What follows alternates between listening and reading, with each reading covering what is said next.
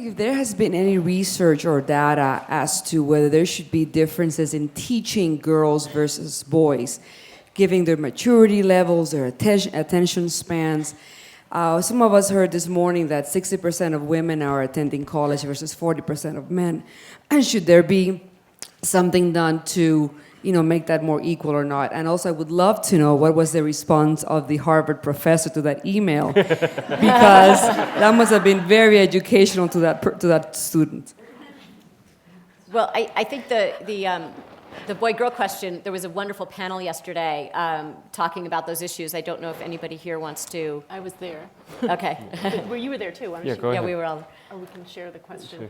Well, one of the take-homes from that was that actually the differences between girls and boys and how their brains work are actually less than the differences among boys or among girls. Mm-hmm. And that's sort of the big social science story, as Michael Thompson said yesterday. So there are indeed huge disparities right now. There are problems that boys face that girls don't in school, but we shouldn't forget that there's a whole range of ways to be a boy or to be a girl. Yeah, there was interesting studies on, it's called stereotype threat, and they gave a test to African Americans, and they kind of hinted that this is a test that white people do better at, and they did much worse on this test than if they had been not told that. And they did a test at MIT and to white students, and they said that, oh yeah, there's a group of Asian students who did really, really well on this test, and those white students did worse than another group did on the exact same test.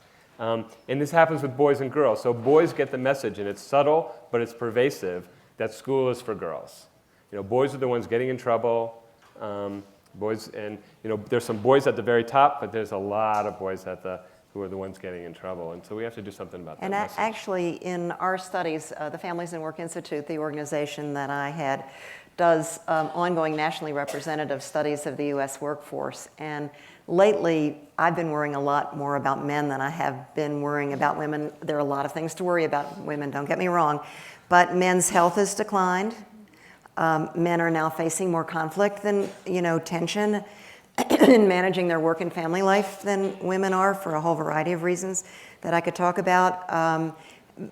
Men's college graduation rates, et cetera, have gone down. So I think that, with Mind in the Making, with the work that I did on life skills, what I found is that, just as you're saying, society reflects what we think gender roles should be.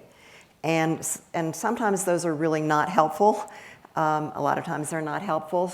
I think it's important for us to try to not stereotype. Girls can be this, boys can be that. And I didn't really differentiate in the research about teaching life skills to boys and girls, because I think that it's something that both boys and girls can equally benefit from. And it's a matter of knowing your unique child, not just the gender of your child.